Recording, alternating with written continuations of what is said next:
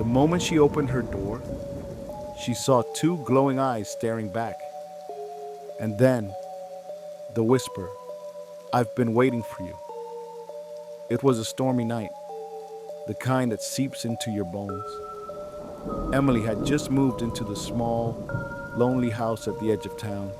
The wind howled, the lights flickered, and then she heard it, a soft meow at the door.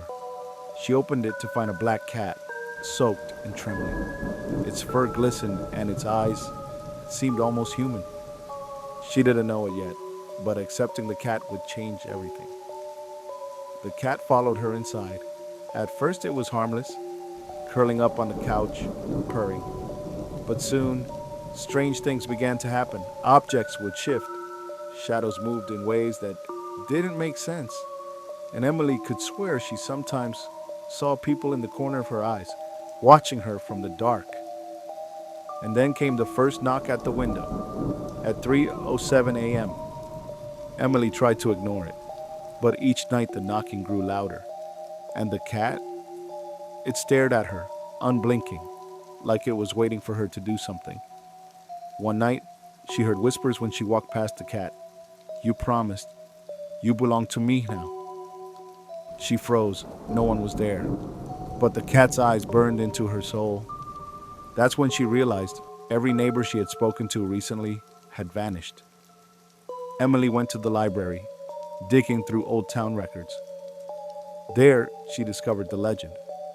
A witch from a century ago had cursed any black cat in her family line. Anyone who took in the cat would be paying a price. The cat was more than an animal. It was a collector of souls. And the missing neighbors, she suddenly understood. The cat had claimed them all. The cat's gaze followed her across the room, and she realized she was next. She tried to leave. She tried to abandon the cat, throw it out, but every time it returned. Even chained up, it vanished from the basement, appearing in the living room with a smug hiss. Emily called friends for help, but each call was cut short.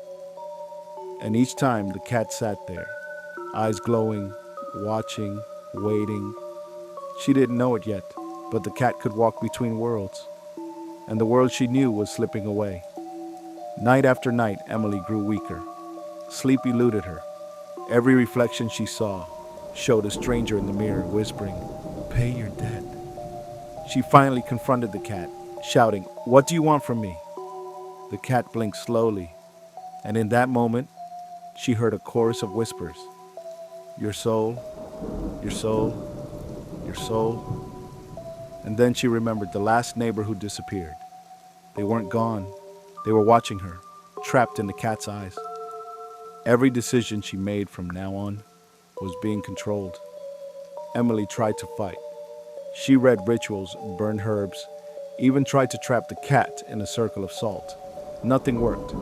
The cat's power was ancient, cunning, and relentless. Then one night, as lightning struck the old tree outside, she realized something horrifying. The cat hadn't been following her. She had been following the cat. Every step she took led her into the trap, into its world. She understood the truth too late. She had already signed the bargain. On the last night, the lights went out completely. Rain pounded the windows. Emily looked at the cat, her eyes filled with desperation. The cat purred, leapt into her arms, and she felt herself slipping. Her vision blurred. When the sun rose, the house was empty. Neighbors reported a new black cat at the door of the same house. Its eyes glowed, and a soft meow echoed in the wind. Emily had vanished. But in the cat's gaze, she was still there, watching, waiting for the next soul. Would you take in a black cat if it came to your door on a stormy night?